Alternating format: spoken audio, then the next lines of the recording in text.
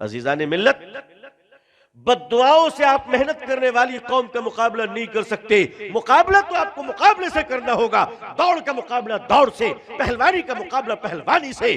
और अजीजान मिल्लत, दुनिया में हर चीज का मुकाबला उसके मद्दे मुकाबिल के फनकार से होता है। लिहाजा अगर आपको इस दुनिया में इज्जत व आबरू के साथ जीना है तो आपको इस दुनिया में अल्लाह की रजा के साथ साथ दुनिया के असबाब में बेहतरीन सलाहियतें पैदा करनी पड़ेंगी। कहां से पैदा करें वो सलाहियतें? सलाहियतें इदारों से पैदा होती हैं। चीन की एक कहावत है, चाइनीज कहते हैं कि अगर आपको 1 साल में प्रॉफिट चाहिए तो आप खेती करो। आज खेती करो, 6 महीने के बाद आपको रिटर्न मिल जाएगा। अगर 10 साल के बाद आपको प्रॉफिट चाहिए, रिजल्ट, तो आप पेड़ लगाओ। आज लगाओ, 10 साल के बाद फल आएंगे, आप नहीं तो आपकी नस्लें लेंगी। और फरमाते हैं अगर 1000 सालों की प्लानिंग करनी है, 1000 सालों की, अपनी कौम को, अपनी नस्लों को, अपनी औलादों को, औलाद दर औलाद को और कयामत तक के मुसलमानों को अगर बेहतरी की फिक्र करके कुछ करना है तो लोगों अच्छे इदारे कायम करो। अच्छे इदारे। अब अच्छे इदारों में क्या हो रहा है? मुसलमानों की बेटियां तकरीबन 18 से 20% बेहात होती चली जा चुकी हैं। ये ग्राउंड रियलिटी है, ग्राउंड रियलिटी। ये बुर्कों पे मत जाइए, बिल्कुल मत जाइए। जो बुर्के हैं ना, ये बुर्के तो ऐसे हैं कि इसको खुद एक बुर्के की जरूरत है। जी हां, मां बाप इन बुर्कों से खुश ना हो। मैं जंगल में नहीं रहता, मैं समाज में रहता हूं। अल्हम्दुलिल्लाह आपकी दुआओं से मैं दुनिया घूमता रहता हूं। मैंने दुनिया के बहुत सारे मुल्कों को देखे हैं और उसके बाद ही नतीजा अखज़ कर रहा हूं कि मुसलमानों की बेटियां बेदीनी की दहलीज पर नहीं बल्कि कुफ्र और शिर्क के घरों की बहुएं बन रही हैं। इसी लखनऊ में आपका मरकज, वहां एक बड़े आलिम दीन है, हमारे दोस्त हैं, ऑल इंडिया मुस्लिम फजला बोर्ड के रुकन हैं। उन्होंने बताया कि रमजान के महीने में तरावी के बाद मैं सोने जा रहा था, अचानक एक साहब आए, दस्तक दी और उनके साथ एक बूढ़ा शख्स, लंबी दाढ़ी, मुतशर्रे आदमी, दीनदार, जिनको मैं जानता भी हूं, वो पीछे रो रहे हैं।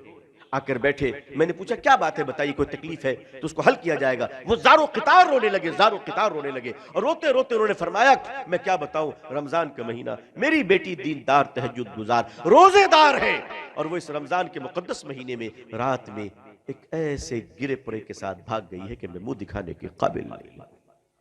कहा किसके साथ? कहा जो हमारी गली में झाड़ू लगाया करता था।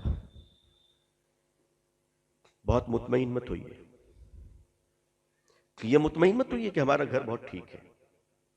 नहीं, बेदीनी की आग अब दीवारों में नहीं है, मुसलमानों के जेब में रखे हुए हैं। बेदीनी की आग मुसलमान औरतों के पर्स में रखा हुआ है। वो जो एक छोटा सा डब्बा है ना, वो अब्बा से भी बड़ा है। आदमी अपने माँ बाप को छोड़ सकता है, उसको नहीं छोड़ सकता। और ये बेदीनी की आग आज क्यों जली? हम कहते बच्चियों में तालीम नहीं है, इसका जिम्मेदार कौन है? हम और आप हैं, हम भी और आप भी, सिर्फ हम अकेले नहीं है। ये जो सोचेगा अकेले हमारे सर पे ठेकड़ा फोड़ दीजिएगा तो मैं पूरा भाड़ आप ही के सर पे फोड़ दूंगा। इतना आसान नहीं कि आप सब फोड़ दीजिएगा। आप क्या कर रहे थे? आप डॉक्टर बन के सिर्फ पुर्जा लिखने के लिए है कि 50 रुपए फीस ले लिए? आपके यही काम है जिंदगी में, कमाना खाना। वकील का यही काम है फीस लेना। इंसानियत के तय आपकी कोई जवाबदेही नहीं है, कौम के तय आपके कोई जवाबदेही नहीं है, मिल्लत के तय आपकी कोई जवाबदेही नहीं है। उलमा और दानिश्वर मुश्तरका तौर पर जवाबदेह हैं कि मिल्लत की बेटियां तालीम याफ्ता कैसे हैं। हमने लड़कियों को तालीम से महरूम रखा। क्यों महरूम रखा? आवारा हो जाएंगी। अजीजान मिल्लत, आवारा क्यों होगी? अच्छे माहौल में तालीम का बनाते तो आवारा नहीं होती। अगर मुसलमानों की बेटियां डॉक्टर नहीं बनेगी तो मुसलमान अपनी बीवियों का इलाज गैर मर्दों से करवाएगा कि नहीं करवाएगा? अरे बोलो, करवाएगा कि नहीं करवाएगा? तो गैरों से इलाज करवाकर अपनी बीवियों की इज्जत व आबरू को उछालने से बेहतर है अपनी बेटियों को डॉक्टर क्यों नहीं बनाते? कैसे आप कहां बनाएंगे, कहां बनाएंगे? गैरों की हमारी बेटियां जाएंगी। अच्छा, आज बड़ी गैरत आ रही है तो अपनी कॉलेज क्यों नहीं बनाई थी? किसने रोका था? 5-5 मंजिला होटल बना लिया, हवेलियां बना ली, अपनी कॉलेज क्यों नहीं बनाई? सारी जिम्मेदारी दूसरों ने रखी है हमारी, और हम सिर्फ शिकायत करते रहे।